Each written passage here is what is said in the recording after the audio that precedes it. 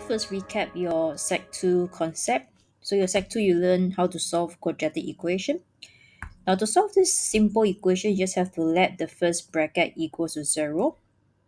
When you do that, your x equals to half. Let the second bracket equals to 0.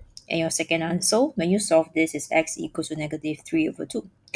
Now suppose I want to locate the answers on a number line. So I'm going to draw the x-axis. Now this is a quadratic because when you expand out, there's a 4x squared. This is a U-shaped curve. Quadratic graph is U-shaped for this question. And the location of x equals to half is actually over here. So positive number on the right hand side, negative number on the left hand side. The smaller number is always on the left, the bigger number is always on the right. So at Sec 2 level, when you solve this power 2 equations, your answer, the location of the answers is on the x-axis. Okay, location is on the x-axis.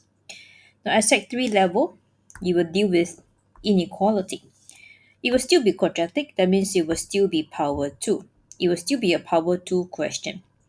Now at Sec 2 level, when you solve this format, when you solve this kind of question, the format must be the left hand side must be brackets, the right hand side must be 0. That is the format for quadratic.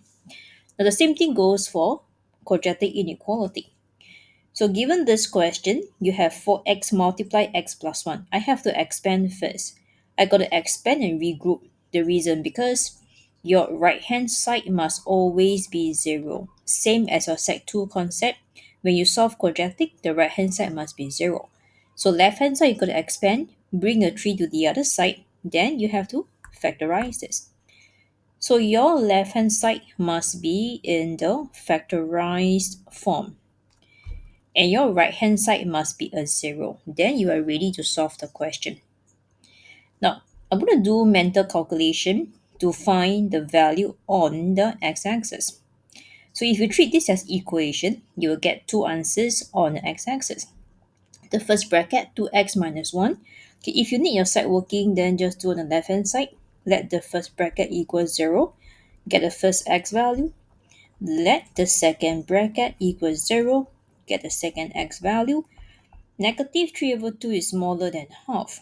Negative number will always be on the left. A smaller number on the left, the bigger number is on the right hand side.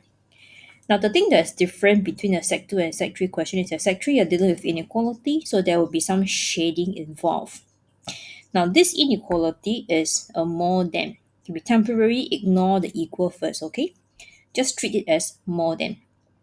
So when it's more than, you have to locate the curve that is above the x-axis. Okay, I'm going to rewrite that portion. So when I say shade above, you got to first locate the section of the U-shaped graph that is above the x-axis. Okay, we shall see where it will be. So above the x-axis, you can see this blue color portion and this blue color portion. So these two sections of the curve is above the x-axis. I want to know the corresponding x-coordinate of these two parts of the curve. And correspondingly, your answer will be the green color section. Okay, why is that so? Okay, I'll draw another curve so I don't mess up this existing one. So I draw the same thing again. Now remember your Sec 1 knowledge. If I give you a point, and I want you to tell me what is the x and y coordinate, what will you do? I think particularly we talk about the x. The x is the one that's important. So to know where is the x value on the x-axis, you have to draw a dotted line towards the x-axis. This is where your x value shall be. Okay, maybe I call this x1. If I draw the same thing on the right-hand side of the curve, okay, I'm going to extend my curve first. So if I want to know the x coordinate of this point, I have to draw a line downwards towards the x-axis. Let's call this x2. So to find the coordinate of the x, you have to draw a line towards the x-axis. That will be where the x coordinate might be. So when we talk about trying to solve the question, we want to know the corresponding x values. Where would it be?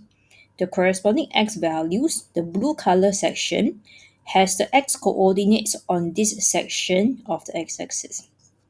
Similarly, on the right hand side, the blue color section has the corresponding x values on this section of the x-axis. So your left hand side, the green color solution will then be here. X is lesser than 3 over 2.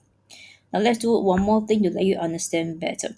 Once you know that the solution is on the left hand side, you may want to do a marking with the x there. That means your solutions are all over here. So the x can be at any point, doesn't matter, but x will represent the solutions over here.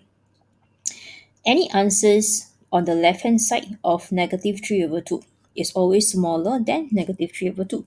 So left hand side, the answer will be x smaller than negative 3 over 2. There's equal here because the question has equal. If question itself has equal sign, answer will have equal. If question does not have equal sign, the answer will not have equal sign. Now same thing for the right hand side. This green color section, your answers will then be here. Again, same thing, you may want to like draw a line there, small line, locate x here. So we say that all the answers on the right hand side bigger than half. So x is bigger than half. So x is bigger than half already as x is more than half. There's equal in the answer because the question has equal, so your answer must have equal. And remember, you always have to put or. Same as your Sec 2 concept, when we have the two answers, right? It's actually a or in the middle. So this or that as a final presentation. So when you see that the question is quadratic inequality, make sure the left hand side is factorized, the right hand side must be 0. Locate your x-intercept first, do the shading according to the inequality sign. If it's more than, it's above the x-axis. If it's less than, we shall discuss in example 2.